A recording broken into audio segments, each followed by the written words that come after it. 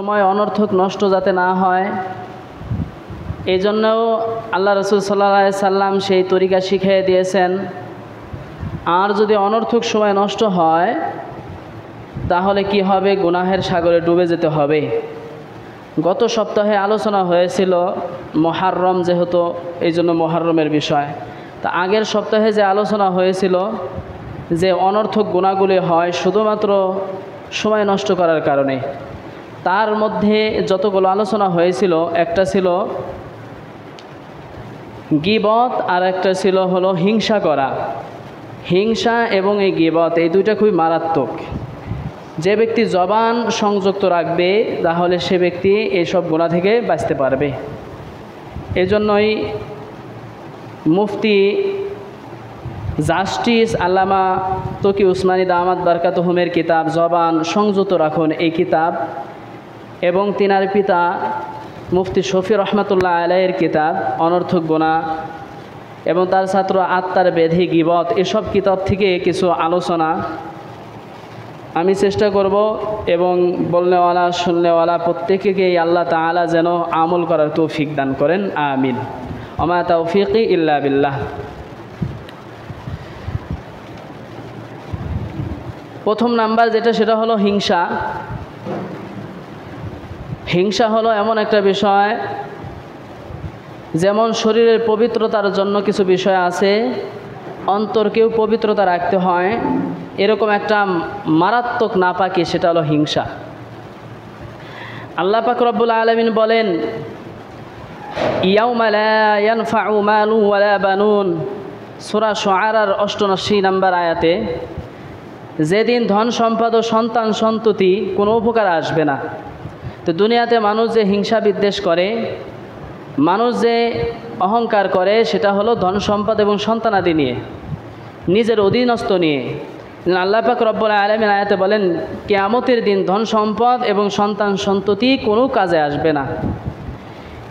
এবং সূরা শুআরার পরের নাম্বার আয়াতে আল্লাহ তাআলা বলেন, ইল্লা মান আতাল্লাহু বিকলবিন সালিম, তবে যে আল্লাহর কাছে আসবে সুস্থ অন্তরে, সেই ব্যক্তিটাই নিজের জন্য কিছু পাবে, তার কাজে আসবে। রাসূল করিম সাল্লাল্লাহু আলাইহি ওয়াসাল্লাম মুসলিম শরীফের 6437 নম্বর আয়াতে বলেন, আন আবি হুরায়রা রাদিয়াল্লাহু তাআলা আনহু قال قال رسول الله صلى الله عليه وسلم إن الله لا ينظر إلى صوركم وأموالكم ولكن ينظر إلى قلوبكم وأعمالكم। আবু হুরায়রা রাদিয়াল্লাহু তাআলা আনহু থেকে বর্ণিত, তিনি বলেন, রাসূল সাল্লাল্লাহু আলাইহি সাল্লাম বলেছেন, নিশ্চয়ই আল্লাহ তোমাদের বাহ্যিক চাল চলন এবং ধন সম্পদ, তো সোয়ারিকুম আমওয়ালিকুম, তোমাদের সুরত দেখে না, কে সুন্দর কে কালো, হ্যাঁ এটা দেখে না, কে লম্বা কে খাটো, এটা আল্লাহ দেখেন না। ও আমওয়ালিকুম, তোমাদের ধন সম্পদ দেখেন না। ওয়ালাকিন ইয়ানজুরু ইলা কুলুবিকুম ওয়া আমালিকুম, আল্লাহ তাআলা দুইটা জিনিস দেখেন। এক নাম্বার হলো তোমাদের অন্তর দেখেন, অন্তর কি পাক কিনা। দুই নাম্বার হলো আমালিকুম, তোমাদের আমল দেখেন। এই দুইটা জিনিস আল্লাহ তাআলা কিয়ামতের মাঠে দেখবেন। এই দুইটার বিচারেই আল্লাহ তাআলা তোমাদেরকে নাজাতের ফয়সালা করবেন। আল্লাহ তাআলা অন্য কিছু দেখবেন না কিয়ামতের মাঠে। যদিও দুনিয়াতে যে গুনাহ শুরু হয়, সেই গুনাহটা শুরুই হয় হিংসা দিয়ে, বিদ্বেষ দিয়ে, গীবত শিকায়তের মাধ্যমে, আর হলো অন্যের আমানত ধ্বংসের মাধ্যমে, অন্যের হকটা নষ্ট করার মাধ্যমে। এই দুনিয়ার শুরুতেই গুনাহ শুরু হয়। এবং কি দুনিয়ার আগে যে জান্নাতে আমরা বসবাস করেছি, এই জান্নাতের মধ্যেও হিংসা এবং আমানত খেয়ানত অহংকারের মাধ্যমে গুনাহ শুরু হয়েছে। সেটা কার মাধ্যমে? প্রথম নাম্বার হলো ইবলিসের মাধ্যমে। বলেন কার মাধ্যমে? ইবলিসের মাধ্যমে। এই সম্পর্কে সূরা বনী ইসরাঈলের 61 নম্বর আয়াত আল্লাহ তাআলা বলেন, ওয়াইদ কুলনা লিল মালাইকাতি ইসজুদু লিআদম ফাসাজাদু ইল্লা ইবলিস ক্বালা আ'আসজুদু লিমান খালাকতা তিনা।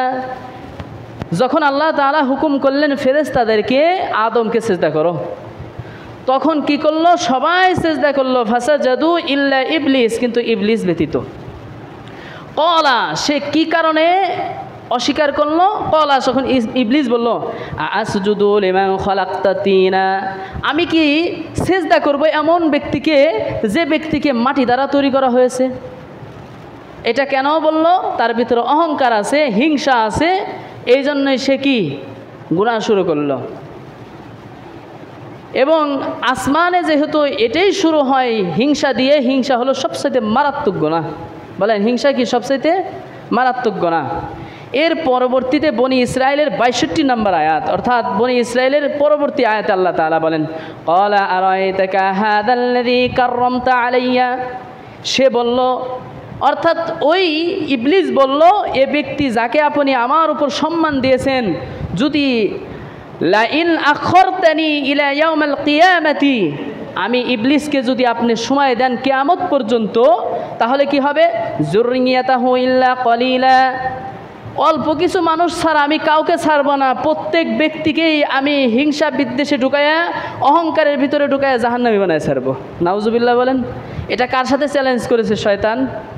আল্লাহর সাথে। বলেন কার সাথে? আল্লাহর সাথে চ্যালেঞ্জ করে এসেছে। এবং আল্লাহ পাক রব্বুল আলামিনও তখন চ্যালেঞ্জ গ্রহণ করেছেন এবং বলছেন, যারা আমার কথা স্মরণে রাখবে, যারা অনর্থক বিষয় থেকে বেঁচে থাকবে, যারা আমাকে সর্বদাই স্মরণে রাখবে, আমার ইবাদত বন্দেগী করবে, তাকে কখনোই তুমি ধোঁকা দিতে পারবে না।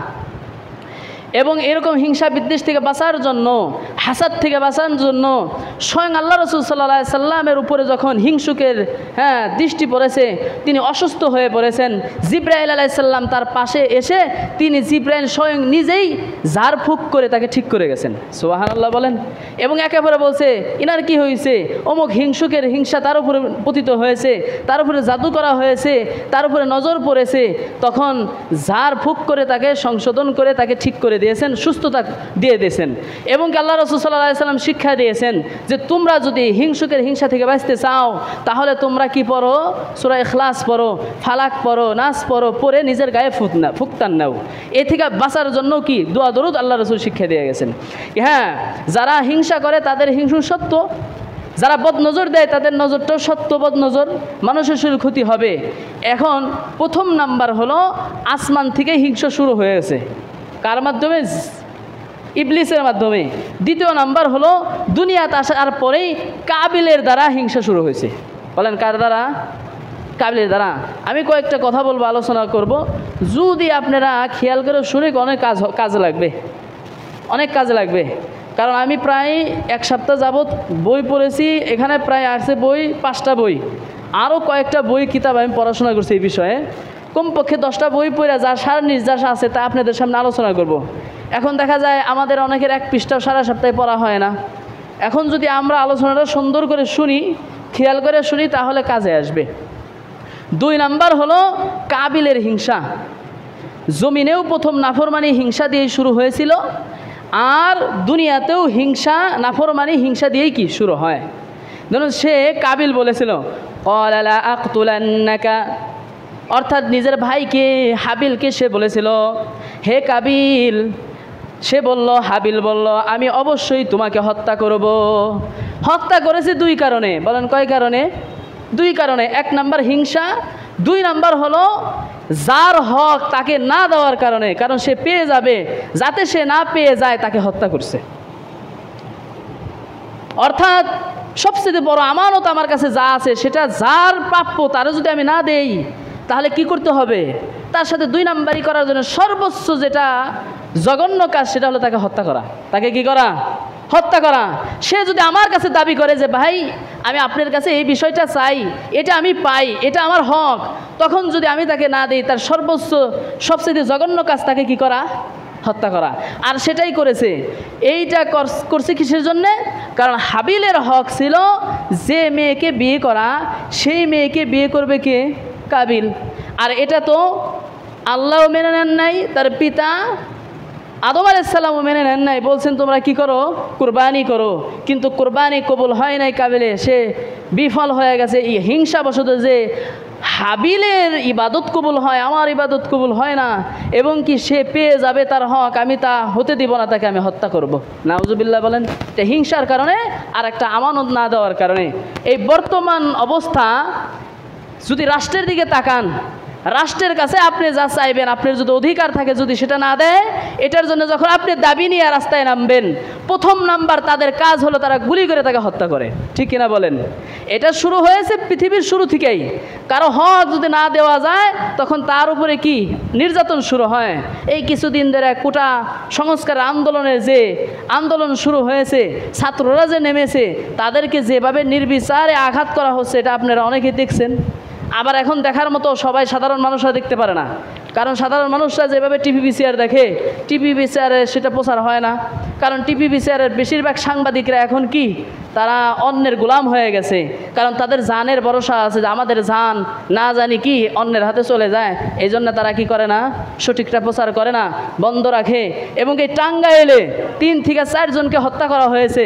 আজকে টাঙ্গাইলে আমার এক ফ্রেন্ড সার্কেলের সাথে কথা হয়েছে, সে বলতেছে এই টাঙ্গাইল আজ পর্যন্ত কোনো পুলিশ 1 রাউন্ড গুলি ছাড়ে নাই, 60 থেকে 70 রাউন্ড আর বেশি রাউন্ড গুলি ছাড়ছে, এবং 3 জন নাইনের ছাত্রকে তারা হত্যা করছে। নাউজুবিল্লাহ বলেন।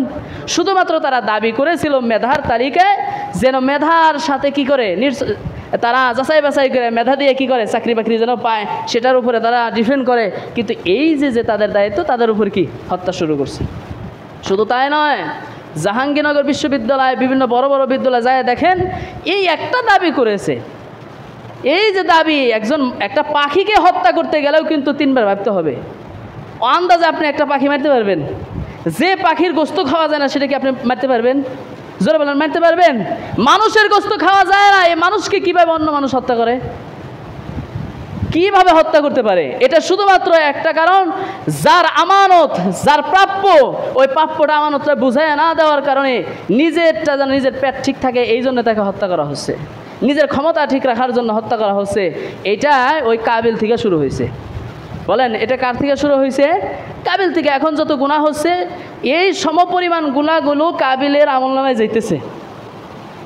কিয়ামত পর্যন্ত যত এইভাবে হত্যাকাণ্ড হবে, এই হত্যাকাণ্ডের পার্সেন্টেজের ফুললি শেয়ার হয়ে তার চলে যাবে। এই জন্যেই আমাদের কাছে 2টা জিনিস যেন না থাকে। 1 নাম্বার কি, অন্যের হক যেন নষ্ট করার মেশিন, অন্য হক নষ্ট করার মন মানসিকতা না থাকে। 2 নাম্বার হলো হিংসা না থাকে। 3 নাম্বার হলো মুসলমানদের প্রতি কাফিরদের হিংসা। শুধুমাত্র ওই ইবলিস হিংসা করেছে তা নয়, ওই কাবিল হিংসা করেছে তা নয়, বর্তমানে মুসলমানদের প্রতি কাফিরদের হিংসা আছে। সেই হিংসা সম্পর্কে সূরা বাকারার 109 নম্বর আয়াতে আল্লাহ তাআলা বলেন, ওয়াদ্দা কাসীরুম মিন আহলিল কিতাবি ওয়ালাউ ইয়ারুদ্দুনাকুম মিন বাদি ঈমানিকুম কুফারা হাসাদাম মিন ইনদি আনফুসিহিম মিন বাদি মা তাবাyyana লাহুমুল হক ফাআফু ওয়াসফাহু হাত্তা ইয়াতিয়াল্লাহু বিআমরিহি ইন্নাল্লাহা আলা কুল্লি শাইইন কাদির। আল্লাহ তাআলা বলেন, আহলে কিতাবের অনেকে চায় তারা যে তোমরা ঈমান আনার পরে তারা চায় তোমরা যেন আবারও বেঈমান হয়ে যাও। এটা হিংসা বশত। বলেন, এটা কিস বশত?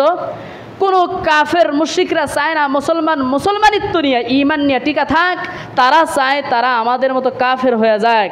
এটা তারা চায় তাদের নীতি নিয়ে, তাদের আদর্শ নিয়ে, তাদের যে ফ্যাশন আছে, তাদের যে নীতি নৈতিকতা আছে, ওইটা মুসলমানদের মধ্যে বিস্তার করতে চায়। তাদের অশ্লীলতা মুসলমানদের মধ্যে বিস্তার করতে চায়।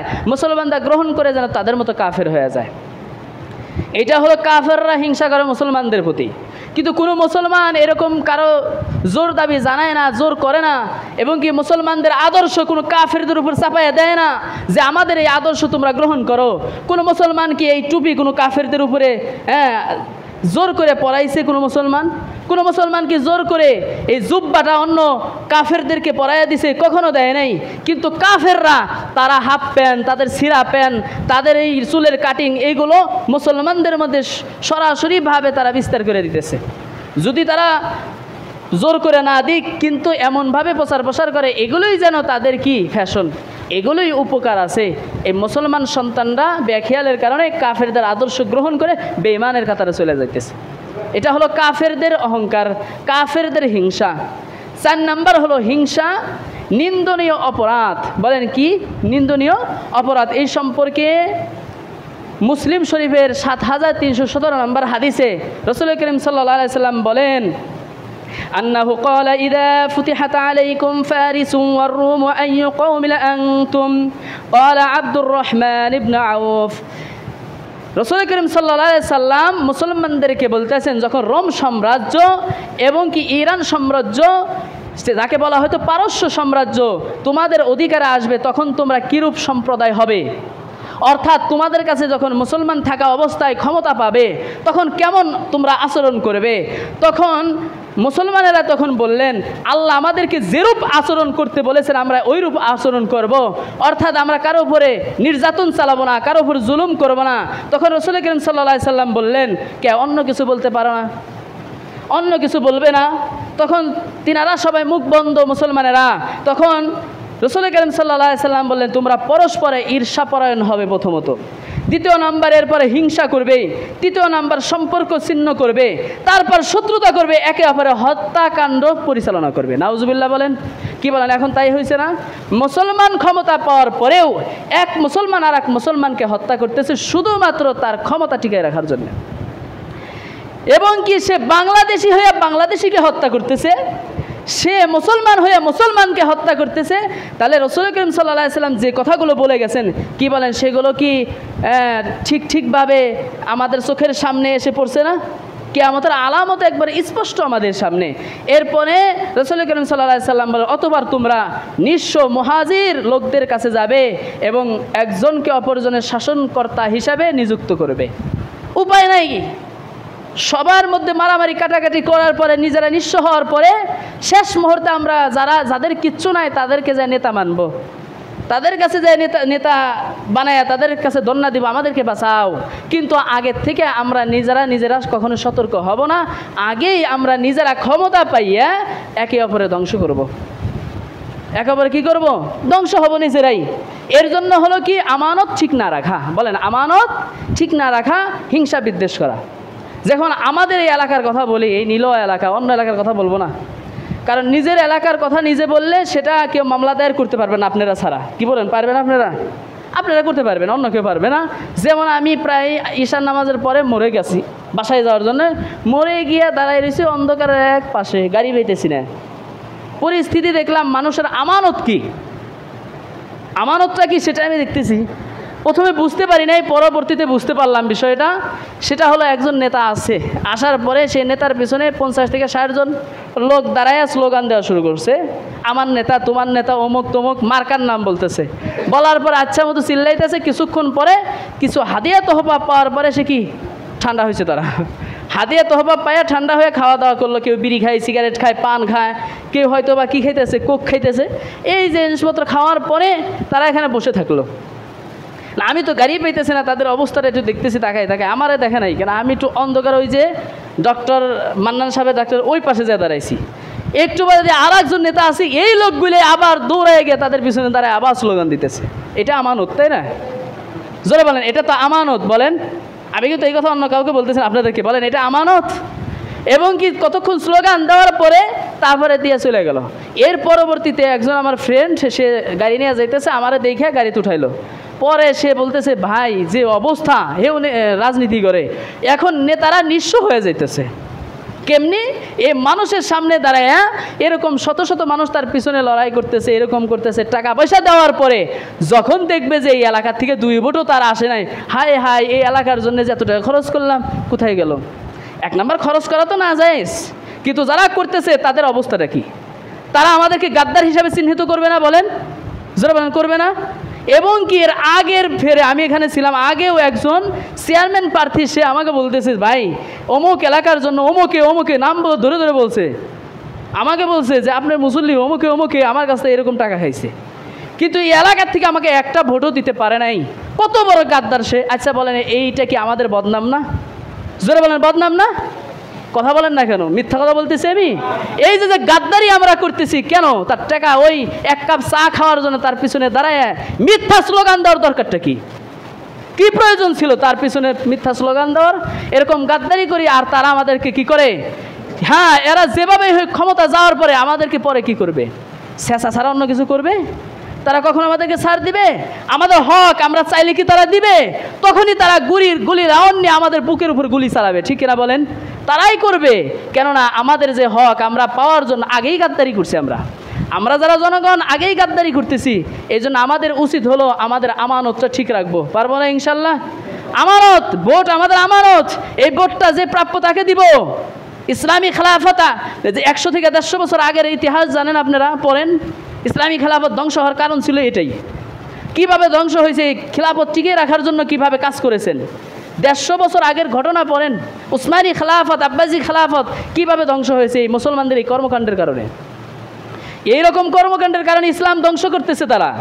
ওই সময় এমন পরিস্থিতি যখন শুরু হয়েছে যে একটা গ্রামে কয়েকটা গোত্র আছে, প্রত্যেকটা গোত্রের একজন করে একজন করে নেতা থাকতো। ওই নেতাদেরকে আলাদাভাবে ডেকে তারা কি করত, সব মানুষকে ডাকতো না, সব নেতা অর্থাৎ গোত্রের এক একজন প্রধান ডাইকে এই প্রত্যেকটা গোত্রের প্রধানদের প্রধান বানানোর জন্য, অর্থাৎ আমরা যেটা বলি চেয়ারম্যান, তার উপরে যারা, তাদেরকে বানানোর জন্য তাদের সমর্থন প্রয়োজন। এই সমর্থনের জন্য যখন তারা ভোট করত, ভোট দিত, ভোটের মধ্যে কেউ কি করত, জিতত, কে হারিয়ে যেত। যারা জিতে যেত আলহামদুলিল্লাহ সবাই মিলেই তাকে স্বাগত জানাইতো। সুবহানাল্লাহ বলেন, স্বাগত জানাইতো। কিন্তু বর্তমানে কি এরকম স্বাগত সবাই জানায়? মারামারি কাটাকাটি হয়। এটা হলো হিংসা, অহংকার। ওই সময় এটা ছিল, যদি কেউ নিজের টাকা পয়সার বলে কারো মাথা কিনছে, এটা যদি প্রমাণ হয় স্বাক্ষর ভিত্তিতে, তাহলে তার কল্লা চলে যাইতো। বলেন কি চলে যাইতো? তার কল্লা থাকতো না। যে গ্রহণ করেছে, এরকম আছে, এক গোত্রের ভিতরে গেছে, নেতাকে 1 বস্তা স্বর্ণ দিয়ে আসছে, ঘটনা আছে ইসলামী খেলাফতের মধ্যে। 1 বস্তা স্বর্ণ দিয়ে আসছে, বলছে যে তোমাদের গোত্রের যত মানুষ আছে, যারা যে নেতা পর্যায়ে, তাদেরকে প্রত্যেককে এই টাকাগুলো দিবে। দেওয়ার পরে তারা যেন আমাকে কি করে, সমর্থন করে।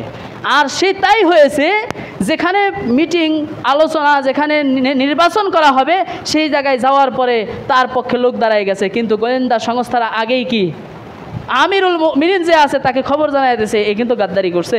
এটার প্রমাণ বাড়ি করে সাথে সাথে সব মানুষের সামনে তার কল্যাণ নামায় দিছে। সুবহানাল্লাহ বলবেন না? কল্যাণ নামায় দিছে। একে হত্যা করার পর আলহামদুলিল্লাহ এই জায়গায় এমন একজন নির্বাচিত হয়েছে, যেই ব্যক্তিটা একটা সুদ ঘুষ কোনো কিছুর ব্যবসা বাণিজ্য কেউ করলেও তার বিচার হয়েছে। আর এখন বর্তমানে মানে দুর্নীতি করে কেমনি কে আসবে, পরবর্তীতে শুধু সুদ ঘুষ নাকি, সম্পূর্ণরূপে যেগুলো না যায় সেইগুলো ব্যবসা বাণিজ্য চলে। নাউজুবিল্লাহ বলেন।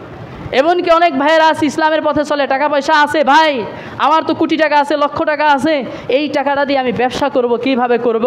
ভাই ব্যবসা করার মতো স্কোপ পাইতেছে না। যার সাথে ব্যবসা করবে এই ব্যক্তিটাও সুদ খায়, নিজেও সুদী কারবারে লিপ্ত, এবং কি তারে বলে ভাই আপনি 5 লক্ষ টাকা দেন, আমি মাসে আপনাকে 2000 টাকা দেবো, 10,000 টাকা দেবো। এটা তো জায়েজ নাই। কি বলেন, এটা জায়েজ আছে? এটা জায়েজ নাই। সুতরাং নিয়ম হলো, আপনি ব্যবসার জন্য আমার কাছ থেকে যে টাকা নিয়েছেন, এই টাকা পয়সার থেকে যা লাভ হবে সেটা কলম দিয়ে খাতাটা লিখে লিখে বের করতে হবে। আপনি 10টা প্রোডাক্ট কিনেছেন, ধান শস্য যা কিছুই কিনেছেন, সেটা কেনার পরে কত করে কিনেছেন সেটা লেখা থাকবে, কত করে বিক্রি করছেন সেটাও লেখা থাকবে, কত টাকা লাভ হয়েছে সেটাও লেখা থাকবে। সব কিছু লেখার পরে লাভ কত টাকা হয়েছে, 1 লক্ষ না 50,000, সেটাকে আপনি পার্সেন্টেজ বাইর করতে হবে। এখানে যদি 50% সে নাই দিতে হবে, যদি চুক্তি থাকে সে যদি 75% চায় তা দিতে হবে। অর্থাৎ তার সাথে যতটুকু চুক্তি থাকবে ততটুকু যদি না দেন তাহলে সুদ হবে। এখন তার সাথে চুক্তি আছে 25%, 25%, আপনি তাকে আগেই বললেন কোনো পার্সেন্ট নাই, যা লাভ হবে এটা কোনো কিছু না, আমি আপনাকে 10,000 টাকা দেবো, 20,000 টাকা দেবো, এটাই সুদ। এভাবে টাকা নির্ণয় করে ব্যবসা করা হারাম, কিন্তু এখন সবাই তাই করে। কি বলেন, এটাই করে না? এই জন্য আপনি কাকে টাকা দিবেন ব্যবসার জন্যে? তাহলে টাকা নিয়ে একজন বসে আছে, সে ব্যক্তিটা কোথায় যাবে? দিন পালন করতে গিয়ে যদি সে ব্যক্তি ব্যবসায় যায়, সেই ব্যক্তিটাও বিপদে পড়তেছে শুধুমাত্র আমাদের কার্যকলাপের কারণে। এখন বলবেন ভাই এরকম ব্যবসা করা না জায়েজ, তাহলে আমরা কিভাবে করব? ভাই যদি আমার দৃষ্টিভঙ্গিটা চেঞ্জ করি, কারণ ইসলাম এমন একটা বিষয়, ইসলাম অনেক সহজ সরল পথ, ইসলাম অনেক সহজ সরল পথ। এই ইসলামের পথে চলতে গেলে কোনো কষ্ট নাই। কিন্তু আমরা এমন যে এলাকায় পাঞ্জাবি টুপি পরে, ওই এলাকা প্যান্ট শার্ট পরা একটু কষ্টকরই বিষয়। মানুষে বলবে সবাই পরে পাঞ্জাবি, এ লোকটা কি প্যান্ট শার্ট পরছে, সবাই তাকায় থাকবে। যে এলাকায় সবাই প্যান্ট শার্ট পরে, সবাই দাঁড়ায় পেশাব করে, ওই জায়গায় যদি কোনো ব্যক্তি বৈশা পেশাব করে, তখন সে ক্রিটিসাইজ হইতে হয় যে এই ব্যক্তিটা কেমন। এই জন্যই যে এলাকায় যেটা জারি করা যায় ওই এলাকায় ওইটাই সহজ হয়ে যায়। এখন আমাদের এলাকায় যদি ইসলামটা আমরা জারি করতে পারি, তাহলে ইসলাম পালন করা সহজ হয়ে যাবে। এজন্য আমাদের ব্যক্তিগত জীবন থেকে নিয়ে সমষ্টিগতভাবে সমাজের ভিতরে আমরা ইসলাম প্রতিষ্ঠার আন্দোলন, ইসলাম প্রতিষ্ঠার জন্য কাজ করব, পারবো না ইনশাল্লাহ? হ্যাঁ, এটা করার জন্য চেষ্টা করতে হবে, তাহলে সব রকমের দুর্নীতি থেকে আমরা বাঁচতে পারবো। আল্লাহ তাআলা বাঁচার তৌফিক দান করুক, বলেন আমিন। আল্লাহ তাআলা এর পরবর্তীর কথা বলেছেন, যারা হিংসা বিদ্বেষ করে, হিংসা অতীত যত উম্মত আছে সমস্ত উম্মতের মধ্যে একটা বেধি ছিল, হিংসাটা বেধি ছিল। এই সম্পর্কে সহিহুল জামে একটা কিতাব আছে, সমস্ত কিতাবের একটা মেন কিতাব, যেটা প্রায় সব কিতাবের মধ্যে এই কিতাবের হাদিস আছে। সেই কিতাবের একটা হাদিস, সাইউসিবু উম্মতি দাউল উমামি আল আশজারু ওয়াল বাতারু ওয়াত তাকাসুরু ওয়াত তাশাহুনু ফিদ দুনিয়া ওয়াত তাবাগুদু ওয়াত তাহাসুদু, একটা হাদিস। আল্লাহ রাসূল সাল্লাল্লাহু আলাইহি সাল্লাম বলেন, অচিরেই আমার উম্মতকে অতীত উম্মতের কয়েকটি ব্যাধি স্পর্শ করবে, তার মধ্যে একটা হলো পরস্পর হিংসা। বলেন, পরস্পর কি হিংসা করবে? পরস্পর হিংসা করে তারপরে তারা নিজেরা ধ্বংসের মধ্যে পতিত হবে। 6 নাম্বার হিংসার স্তর। হিংসার স্তর কয়টা? প্রথম নাম্বার স্তর হলো অন্যের নিয়ামত অর্থাৎ ভালো ধ্বংস হওয়ার কামনা করা, যদি ওই নিয়ামতটা হিংসুকের অর্জন না হয়। এখন একটা বিসিএস ক্যাডার যে নিয়ামতটা অর্জন করেছে, এটা আপনি 5 পাস কইরা সেই নিয়ামতটা কি অর্জন করতে পারবেন? আপনি সম্ভব, কিন্তু তার নিয়ামতটা ধ্বংসের কামনা করে এবং তার দিকে বদনজর দেয়, হিংসার নজর দেয়, সে যেন ধ্বংস হয়ে যায়, এটা কামনা করে। এটা করে তার ক্ষতি হইতেছে, যে ব্যক্তিটার প্রতি আমরা হিংসা করতেছি, কিন্তু আমার কোনো লাভ হইতেছে না। কি বলেন? লাভ হইতেছে। দ্বিতীয় নাম্বার স্তর হলো অন্যের নিয়ামত ভালো ধ্বংস হওয়ার কামনা করা এবং নিয়ামতটা হিংসুকে অর্জন হওয়ার কামনা করা। যেমন একজন ব্যক্তি কিছু নিয়ামত পেয়েছে, সেটা ধ্বংস হয়ে যাক, সেটা আমি পাই, যেন ধ্বংস হয়ে গেলে, সে মারা গেলে সেটা আমি পাবো। যেমন ভাইয়ের মধ্যে হিংসা শুরু হয়ে যায়, যে ভাইটা যদি মারা যায় তাহলে সম্পদগুলো আমি একাই পাবো। এরকম কিছু কিছু হিংসা করে আর একজনকে ধ্বংস করার চিন্তা করা। 3 নাম্বার হলো হিংসুকের কামনা হলো অন্যের যে নিয়ামত আছে এটা যেন তারও অর্জন হয়, যদিও হিংসুকের অর্জন না হয় তাহলে যেন ওই ব্যক্তির নিয়ামতটা ধ্বংস হয়ে যায়। 4 নাম্বার হলো হাসাদ মাজাজুন, রূপক হিংসা, যাকে বলা হয় ঈর্ষা। বলেন, যাকে বলা হয় ঈর্ষা। ঈর্ষা সম্পর্কে 2টা কথা বলা হয়েছে। 2টি ব্যাপারে ঈর্ষা পোষণ করা ছাড়া অন্য কোনো ব্যাপারে ঈর্ষা করা যায় না। 1 নম্বরে যে ব্যক্তি কোরআন শিখেছে ওই ব্যক্তির মতো আমিও কোরআন শিখব, এটা ঈর্ষা করা যায় আছে। সুবহানাল্লাহ বলেন। অমুক লোকটা কোরআন শিখ পরে কত সুন্দর করে, আমিও কোরআন পড়বো, কোরআন অনুযায়ী চলবো। 2 নাম্বার, অন্য ব্যক্তির টাকা পয়সা দিন রাত 24 ঘন্টা দিনের পথে খরচ করে আমিও যেন এইরকম টাকা পয়সা অর্জন করে দিনের পথে খরচ করতে পারি, এটাও যদি কেউ ঈর্ষা করে এটাও জায়েজ আছে। সুবহানাল্লাহ বলেন। এই ঈর্ষা করা যেটা হলো এই হিংসার রূপক অর্থ, সেটা বলা হয় ঈর্ষা। ওটাকে হিংসা বলা যাবে না। বলেন, হিংসা বলা যাবে যদি কোনো ব্যক্তি কোরআন শরীফ পড়ে, কোরআন অনুযায়ী আমল করে, অন্য ব্যক্তি বলতেছে হা কত সুন্দর কোরআন পড়ে, আমিও যেন কোরআন শিখতে পারি, তার মতো কোরআন পড়ে আমিও যেন আমল করতে পারি, এই যে তার ভিতরে একটা অহংকার বা এটারে বলে হিংসা বলেন, কিন্তু এটা হিংসা না, এটা হলো ঈর্ষা, এটা করা যায়। আর একজন ব্যক্তি যে জায়গায় যায় শুধু দিনের পথে খরচ করে, মাঠে গেলে মাঠের জন্য দেয়, মসজিদে গেলে মসজিদের জন্য দেয়, মাদ্রাসায় গেলে মাদ্রাসার জন্য দেয়, পাশে একজন গরিব ব্যক্তি অহংকার করতেছে না, এরকম হিংসা করতেছে, যাকে রূপক অর্থে বলা হয় ঈর্ষা করা। যে তার মতো আমার টাকা হইলে আমি এইভাবে খরচ করব, আর দোয়া করা আল্লাহ আমাকেও টাকা পয়সার মালিক বানাও, এবং কি কষ্ট করে কাজ করে টাকা অর্জন করার জন্য, শুধুমাত্র দিনের পথে খরচ করার জন্য, এটাও জায়েজ আছে। সুবহানাল্লাহ বলেন। এই 2টা ছাড়া অন্য পথে ঈর্ষা করা, হিংসা করা কোনো মতেই জায়েজ নাই। এবং কি যারা ইয়াহুদি তারাও ঈর্ষা করে, ইয়াহুদেরা যে ঈর্ষা করে, আগে বললাম যে তারা ঈর্ষা করে মুসলমানদের দলে আসে না, এরকম তারা অনেক লোকজনেরা অনেকভাবে ঈর্ষা করে আমাদেরকে কি হিংসা করে ধ্বংসাত্মক পথে দিয়ে দেয় ঠেলে। কিন্তু এরকম হিংসা থেকে ক্ষতিসম থেকে বাঁচার কিছু বিষয় আছে, সেগুলো হলো দোয়া কালাম। আমরা নিজেরাও যেন হিংসা না করি, যারা হিংসা করে তাদের থেকে বাঁচার জন্য আমরা দোয়া কালাম করবো, পারবো না ইনশাল্লাহ? হ্যাঁ, হিংসার ক্ষতিসমূহ কি কি? 1 নাম্বার, হিংসার দ্বারা সে নিজের দিনকে নিজে বিনাশ করে দেয়। নাউজুবিল্লাহ বলেন। নিজের দিনকে নিজে বিনাশ করে যায় এবং কি নিজের আমলকে পর্যন্ত ধ্বংস করে দেয়। এই সম্পর্কে আবু দাউদ শরীফের 4903 নম্বর হাদিস শরীফে রাসূল করিম সাল্লাল্লাহু আলাইহি ওয়াসাল্লাম বলেন, ইয়াকুমুল হাসাদা ফা ইন্নাল হাসাদা ইয়াকুলুল হাসানাত কামা তাকুলুন নারুল হাতব যে আল্লাহ রসুল বলেন যে হিংসা এমন একটা বিষয়, আগুন যেভাবে কাঠকে জ্বালায়া ছাই বানায়া দেয়, ঠিক হিংসা মানুষের আমল ইমানকে এইভাবে জ্বালায়া ছাই করে দেয়। নাউজুবিল্লাহ বলেন। এখন হিংসা করে আমাদের আমল সব বরবাদ করতে পারবো আমরা? পারবো, কিন্তু করব না। বলেন করব? আজ থেকে আমরা হিংসা করব না। 3 নাম্বার হলো হিংসুক থেকে ঈমান আস্তে আস্তে আলাদা হয়ে যায়। ঈমানটা কি হয়ে যায়? আলাদা হয়। অনেক বড় একটা হাদিস শরীফ আছে, সেই হাদিসের শেষ অংশ আমি বলতেছি যে কোনো ব্যক্তিকে, যে ব্যক্তি ঈমানের পথে চলে, আমলের পথে চলে, আল্লাহর পথে চলে, ওই ব্যক্তি কখনো জাহান্নামে একত্রিত হতে পারে না। সুবহানাল্লাহ বলেন। এর পরবর্তীতে আল্লাহ রাসূল সাল্লাল্লাহু আলাইহি সাল্লাম বলেন, আর আল্লাহর বান্দার অন্তরে ঈমান এবং হিংসা একত্রিত হতে পারে না। হিংসা এবং ঈমান একত্রিত হতে পারে না। যার ভিতরে হিংসা আছে তখন রূপকভাবে তার ঈমানটা চলে যায়, আর তার ভিতরে ঈমান থাকলে তার হিংসা থাকবে না, হিংসা চলে যায়। এই জন্য আমরা হিংসা ভিতরে ঢুকাবো না, ঢুকালে কি হবে? আমাদের ঈমান চলে যাবে। এটা হাদিস শরীফের ভাষ্য, ওয়ালা ইয়াজতামিআন ফি কলবি আবদিন ইল্লা ঈমানি ওয়াল হাসাদ। অর্থাৎ যে ব্যক্তিরা হাসাদ রাখবে তার ঈমান চলে যাবে, আর ঈমান যদি কোনো ব্যক্তি রাখতে পারে তার ভিতরে কি থাকতে পারে না? হিংসা থাকতে পারে না। আল্লাহ তাআলা আমাদের প্রত্যেককে হিংসা থেকে হেফাজত করুন, বলেন আমিন। 4 নাম্বার হলো কল্যাণ উঠে যাওয়া। কল্যাণ উঠে যাওয়া। এই জন্য আল্লাহ রাসূল সাল্লাল্লাহু আলাইহি সাল্লাম বলেছেন, লা ইয়াজালুন নাস বিখাইরিম মারিম ইয়াতাহাসাদু, যে মানুষ ততক্ষণ পর্যন্ত কল্যাণের মধ্যে থাকে যতক্ষণ পরস্পর হিংসা না করে। সুবহানাল্লাহ বলেন। এই যে সমাজের ভিতরে, রাষ্ট্রের ভিতরে যে অকল্যাণ এসেছে, ফিতনাতুন ফিল আরদ, জমিনের মধ্যে ফিতনা হইতেছে, এটার একটা কারণ, সেটা হলো হিংসা বিদ্বেষ। হিংসা বিদ্বেষের কারণে এক নেতা আর এক নেতারে দেখতে পারে না, হ্যাঁ, এক মাতবার আর এক মাতবারকে দেখতে পারে না, একে অপরে হিংসা বিদ্বেষের কারণে তখন মারামারি, কাটাকাটি, শেষ মুহূর্ত একজনের গুলি পর্যন্ত করতেছে, মেরে ফেলাইতেছে। আল্লাহ তাআলা আমাদের প্রত্যেককে হিংসা থেকে বাঁচাক, বলেন আমিন। 8 নম্বর হিংসুকের হিংসা থেকে বাঁচার উপায়, সূরা ফালাক, নাস এসব এবং কি ইখলাস এসব পরে আমরা কি আমল করব এবং কি হিংসা থেকে আমরা বেঁচে থাকবো। জামিউত তিরমিজি হাদিস শরীফে 972 নম্বর হাদিসে আছে কিভাবে হিংসা থেকে বাঁচা যায়। এটা হলো জিবরাইল আলাইহিস সালাম স্বয়ং এসে সেই আমলটা শিখিয়ে গেছেন, আর সেই আমলটাই হলো কি? সূরা ইখলাস, ফালাক, নাস পড়ে নিজেকে কি বন্ধ রাখা।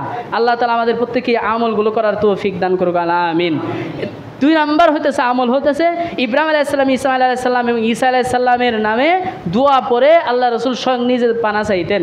তিনি বললেন, অর্থাৎ ইবনে আব্বাস রাদিয়াল্লাহু তাআলা আনহু বললেন যে রাসূল করিম সাল্লাল্লাহু আলাইহি সাল্লাম হাসান এবং হুসাইন রাদিয়াল্লাহু তাআলার জন্য এরকম করে দোয়া পড়তেন। অর্থাৎ কার জন্য? ইসমাইল, ইসহাক এবং ইব্রাহিম আলাইহিস সালামের নামে দোয়া পড়তেন। এরকম আয়াত আছে, আয়াতগুলি পড়ে পড়ে তারপরে এরকম পানা চাইতেন এবং তিনি বলতেন, আমি আল্লাহর পরিপূর্ণ কালিমার উপরে, সেটা কি কালিমা? সেটা হলো আউযু বি কালিমাতিল্লাহি তাম্মাতি মিন কুল্লি শাইতান ওয়া হাম্মাতি ওয়া মিন কুল্লি আইনিল লাম্মা। এরকম একটা দোয়া আছে। এই দোয়ার দ্বারা আল্লাহ রাসূল স্বয়ং হাসান হুসাইনের উপরে জারফুক করতেন। সুবহানাল্লাহ বলেন। তাহলে আমরা এরকম দোয়া শিখতে পারি যে আল্লাহ তাআলা আমাদের হিংসুকের হিংসা থেকে হেফাজত করুক। 9 নাম্বার বিষয় হলো হিংসুকের চোখ। হিংসুকের চোখ থেকে আমাদের বেঁচে থাকা। একটা ঘটনা আছে, এক সাহাবী গোসল করতেছিলেন, খুব সুন্দর ছিলেন, কিন্তু এই সাহাবীর একটা কুনজর পড়ে। কার মাধ্যমে কুনজর পড়ে? এক কাফেরের মাধ্যমে। সেই কাফেরটার নামও হাদিস শরীফ আছে যে এই কাফেরটা যাইতে সময় বলতেছে যে আহা, এরকম সুন্দর মানুষ আমি জীবনে দেখি নাই। মানে গোসল করতেছেন একজন পুরুষের দিকে তাকায় বলতেছে এরকম সুন্দর মানুষ আমি জীবনে দেখি নাই। আর আবার এই কথাও বলে যে এরকম সুন্দর মানুষ কোনো পর্দাসীন নারীও দেখি নাই। নাউজুবিল্লাহ বলেন। এরকম কথা বলার সাথে সাথে যে সাহাবীকে বলছে এই সাহাবী অজ্ঞান হয়ে গেছে। নাউজুবিল্লাহ বলেন। পরবর্তীতে তাকে জিজ্ঞাসা করার পরে ওই ব্যক্তিটা বলতেছে যে আমাকে কি করা হয়েছে? বদনজর করা হয়েছে। অর্থাৎ কাফেররা যখন এরকমভাবে হারতো তখন অনেকে বদনজর দিত। এবং কি এই ঘটনাও শুনেছি, এক ব্যক্তি এক ক্ষেতের মধ্যে ফসল দেখেছে, দেখার সাথে সাথে এমন কথা এবং কি হিংসাত্মক কথা সে বলেছে, এই হিংসাত্মক কথা এবং কি নজর দিয়েছে, সাথে সাথে ওই ফসলগুলি পুরে ছাই হয়ে গেছে। নাউজুবিল্লাহ বলেন। তাহলে নজরটা কি? হিংসাত্মক নজরটা খুবই মারাত্মক। এই জন্যই যারা তাবলিগে যায়, রাস্তা দিয়ে যাওয়ার সময় বলে যে নজর হেফাজত করে জিকিরে ফিকিরে চলবা, কোনো হালাল জিনিসের দিকেও তাকাবো না, হারাম জিনিসের দিকেও তাকাবো না। অর্থাৎ কোনো গাছপালা, ফল ফ্রুট সিগারেটের দিকেও তাকায়াও যেন এরকম জিনিস মুখ দিয়ে না আসে যে সেটা নষ্ট হয়ে যায়। তাহলে এটাও একটা আমল, সব কিছুর দিকে তাকাইতে হয় না, যতই ভালো জিনিস আসুক। চট্টগ্রামে আমি যে গিয়েছিলাম ট্রেনিংয়ে, এই সময় দেখেছি যে বিভিন্ন বাগানের মধ্যে বিশাল বড় বড় করে লেখা হিংসুকের নজর থেকে বাঁচার দোয়া, বুকে লেখা মাশা আল্লাহ বলেন, অন্য কিছু বলেন না। এর যত উপরে উঠি তত দেখা যায়, মানে পাহাড় তো, ওই জায়গায় জায়গায় লেখা মাশাল্লাহ লেখা, যে বাগান দেখে যেন কেউ অন্য কোনো কথা বলে বাগান নষ্ট না হয়। মাশাল্লাহ বললে আল্লাহ তাআলা ওই জিনিসের উপর বরকত দান করে, সুবহানাল্লাহ বলেন। এবং আমরা দেখি অনেকে লাউ গাছের মধ্যে ভাঙ্গা হাড়ি দিয়ে রাখে, কেউ ভাঙ্গা শামুক দিয়ে রাখে, কেউ ভাঙ্গা কি ঝাড়ু দিয়ে রাখে। এটার কিছু মুরব্বীদের কাজ করে রাখছে, যদিও তারা ভাঙ্গা দিয়ে রাখছে এই জন্য, কিন্তু আমলটা ছিল অন্য কিছু, দোয়া দরুদ লেখা দেওয়া বা মাশাল্লাহ এই বিষয়গুলো লেখা দেওয়া। তো এটা দেওয়ার অর্থ কি বোঝায়? যে হে হিংসুক, তোমার নজর তুমি হেফাজত করো, না হলে তোমার গলায় এরকম ভাঙ্গা কি শামুর মালা দিয়ে দিব, আর না হলে এই পাতিল আছে ভাঙ্গা পাতিলের মালা তোমার গলায় দিয়ে দিব, তা না হলে এই ঝাড়ু আছে মোতা ঝাড়ু, এটা দিয়ে তোমার কপালে ঝাড়ু দিয়ে দিব। এটাই বোঝায়, কথা বুঝেন নাই? এটা বুঝাইছে যে হিংসুকের এই হিংসাক্ত নজরটা যেন গাছের লাইগে লাউটা যেন ধ্বংস না হয়। কি বলেন আপনারা যারা মুরব্বী দেখেন নাই না? আপনারা নিজেরাও দেন না অনেকেই? আমি দেখেছি আমার দাদিরা লাউ গাছ বললে এরকম একটা বাঁশের মধ্যে এরকম ভাঙ্গা বা শামু ভাঙ্গা হলা এরকম কি শলা ঝাড়ু টাড়ু বান্ধা রাখে। যখন তাদের জিজ্ঞাসা এগুলো দিছো কেন, কয় যারা চোখ লাগায় লাউ পয়সা যাবে এই জন্য এটা দেওয়া। এটা করে মুরব্বীরা, এটার থেকেও বাঁচার একটা মাধ্যম আছে, ঠিক আছে না? যাতে করে কেউ চোখ না লাগায়। যাই আল্লাহ তাআলা আমাদেরকে এরকম কুদৃষ্টি হিংসুকের চোখের ভয়ঙ্কর প্রভাব থেকে আল্লাহ তাআলা আমাদেরকে হেফাজত করুক, বলে না আমিন। আর একটা হাদিস শরীফ বলে আমরা শেষ করব, যে হাদিস হলো মুসলিম শরীফের 5619 নম্বর হাদিস। أنه سمع جابر بن عبد الله يقول رخص النبي صلى الله عليه وسلم لآل حزم في ركبة حية وقال الأسماء البنت عميس ما لي أرى أجسام بني أخي ضارعة। রসুল করিম সাল্লাল্লাহু আলাইহি সাল্লাম হাজম পরিবারকে সাপের ছোবলে আঘাতপ্রাপ্ত রোগীকে ঝাড়ফুঁক করার অনুমতি দেন এবং আসমা বিনতু উমাইস রাদিয়াল্লাহু তাআলা আনহুকে বললেন যে আমার ভাই জাওয়ার রাদিয়াল্লাহু রাহমাতুল্লাহ আলাইহি, মানে এখানে তিনার মানে সাহাবীর যুগের পরের কথা, যে তারা রসুল সাল্লাল্লাহু আলাইহি সাল্লামের ব্যাপারে যায় না যে এর ছেলে মেয়েদের কি হলো, তারা বলতেছে যে তাদের শরীর আমি দেখতেছি দুর্বল হয়ে যাইতেছে, মানে বাচ্চারা কাবু হয়ে যাইতেছে, তাদের কি প্রভাব দেখা দিয়েছে। তিনি আসমা বললেন না, কিন্তু তাদের উপরে তাড়াতাড়ি কুনজর লেগে যায়। তখন তিনি বললেন তুমি তাদের ঝাড়ফুঁক করো। তিনি বললেন তখন আমি তার নিকট দোয়াটি উপস্থাপন করলাম, অর্থাৎ যে আউযু বিকালিমাতিল্লাহি তাম্মাতি, এই দোয়াটা আমি উপস্থাপন করলাম। রাসূল করিম সাল্লাল্লাহু আলাইহি সাল্লাম বলেন ঠিক আছে তুমি তাদের উপরে এটাই কি ঝাড়ফুঁক করো। সুবহানাল্লাহ বলেন। এই জন্যই অনেকের নজর লাগে, এটা সত্য। অনেকে কপালে কালি লাগায়, পায়ে কালি লাগায়, এগুলোর কোনো যুক্তিসঙ্গত কোনো কারণ নেই। তো তাদের জন্য দোয়া দরুদ পড়া, তাদের জন্য কি করা, দোয়া দরুদ পড়া, এটা নজর লাগতে পারে। আপনার সন্তানকে আপনি নিয়ে গেলেন এক জায়গায়, নজর লাগতে পারে। বিশেষ করে মেয়েদের প্রতি বেশি নজর লাগে। মেয়ে বাচ্চা যদি ছোটও থাকে তার প্রতি নজর লাগে, এই জন্য তাকে হেফাজতে রাখা। অনেক বড় বড় আলেমদের দেখেছি তাদের মেয়ে 5-7 বছর বয়স, তারপরেও তারা আমাদের উস্তাদ ছিল, তাদের মেয়েদেরকে কখনো বাইরে আনে নেই, ভিতরেই রাখছে 5 বছর 4 বছর, তবুও তারা কখনো বাহিরে আনে নাই। এবং কি ক্লাস করেছেন, ক্লাসের মধ্যে যদি আসতে চাইছে তাদেরকে আলাদাভাবে নিয়ে রাইখে তারপর আসছে। নিজের ছোট্ট মেয়ে তাও আনে নাই। কেন আনে নাই বলার পরে তারা বলছে যে এটা হলো কুনজর, কারো না কারো লাইগা যেতে পারে, ছোট্ট বাচ্চা। এবং অনেক আলেম ওলামা বলেছেন যারা ফেসবুকে ইন্টারনেটে ছোটো বাচ্চাদের ছবি ছাড়ে, এটাও ছাড়া উচিত না। ছোটো বাচ্চাদের, বিশেষ করে ছোটো বাচ্চাদের বেশি কুনজর লাগে। অনেকেই দেখা বলে কত সুন্দর কিউট, এটা সেটা বলে। অনেকে দেখা যায় কিউটের ডিব্বা বলে কমেন্ট করতেছে, আগে দেখাই তো সে কমেন্ট করতেছে। এই যদি দেখে কমেন্ট করতেছে, এই জন্যই ছাড়া উচিত না। যদি ছাড়ে তাহলে তার কুনজরটা কি ছবির থেকে সরাসরি আপনার বাস্তব নিজের জানওয়ালা মানুষের নজরে লেগে যাবে। আল্লাহ তাআলা আমাদেরকে এরকম কুনজর থেকে, বদনজর থেকে হেফাজত করুক, বলে না আমিন। তো আল্লাহ তাআলা আমাদের প্রত্যেককে এরকম হিংসা বিদ্বেষ থেকে, এটা হলো অনর্থক গুনার মধ্যে একটা বিষয় নিয়ে আমি আপনাদের সামনে আলোচনা করলাম। এরকম অনর্থক হাজার হাজার গুনাহ আছে, যে গুনাহ নিয়ে যদি আমরা এক একদিন এক একটা বিষয় নিয়ে আলোচনা করি, এক একটা বিষয় নিয়ে এক একজন আলেমরা বিশাল বড় বড় রেসালা লিখছেন। যেমন এই যে আজকে যে হাসাদ নিয়ে বলা হইলো, তারপরে গীবত নিয়ে বলা হয়েছে, জবানের বিষয়ে বলা হয়েছে, হিংসা বিদ্বেষ, এরকম হাজার হাজার বই পুস্তক লেখা হয়েছে। এই জন্য আমরা শুধু আলোচনায় শুনবো তা নয়, আমরা এরকম অনেক কিতাবাদি যেগুলো আমাদের জরুরি। আপনি যদি খানা খান, খানা খাইলেই পায়খানা করলে শেষ হয়ে গেল, কিন্তু এই খানাটা অল্প খাইয়া বা একটু কম পরিমাণ খাইয়া বা একটু ভালো মানের না খাইয়া একটু কম মানের খাইয়া কিছু কিতাবাদি যদি আমরা কিনি, পড়াশোনা করি, সেটা আমাদের ফায়দা হবে, আমাদের আত্মাটা শুদ্ধ হবে এবং এই কিতাবগুলি থেকে যাবে। আলহামদুলিল্লাহ, এই কিতাব আপনি মারা যাওয়ার পরে অনেকেই পড়বে, অনেকের পড়ার কারণে আপনার কবরে সব রেসানি হিসেবে পৌঁছতে থাকবে। সুবহানাল্লাহ বলেন। আলহামদুলিল্লাহ, আমার দাদার জীবনের যত বই পুস্তক কিনছে আমি দেখেছি বাড়ির ভিতরে প্রায় 2-3 থেকে 4 লক্ষ টাকার বই পুস্তক আছে, সেগুলো আমরা পড়তেছি, আমার অনেক আত্মীয় স্বজন পড়তেছে। আলহামদুলিল্লাহ, আমি তাদের কাছ থেকে শিখছি, আমিও চেষ্টা করি মাসে কমপক্ষে একটা হলেও কেনার জন্যে। ইসলামিক বই পুস্তক, মানে তাফসির তো আছে, তাফসির আলহামদুলিল্লাহ আমার কাছে 10 থেকে 12টা খণ্ড আছে। এরকম অনেক বই পুস্তক আছে, তাফসির আছে, কিতাবাদি আছে, আমরা কেনার জন্য নিজেরা উদ্বুদ্ধ হব, আর একজনকে কিনা দিব, পারবো না ইনশাল্লাহ। দাওয়াত খাইতে গেলাম, দাওয়াত খাইবার যাইয়া অনেকে দাদা 500 টাকা, 1000 টাকা, 2000 টাকা হাতিয়ে দেয়, তা না দিয়ে আপনি একটা তাফসির দেন। আপনি তাকে কি করেন, বিবাহের মধ্যে গেছেন, তাকে বিবাহ সম্পর্কিত কিছু বই পুস্তক দেন, হ্যাঁ, তাকে যদি হাদিয়া দেন তাহলে অনেক কাজে আসবে।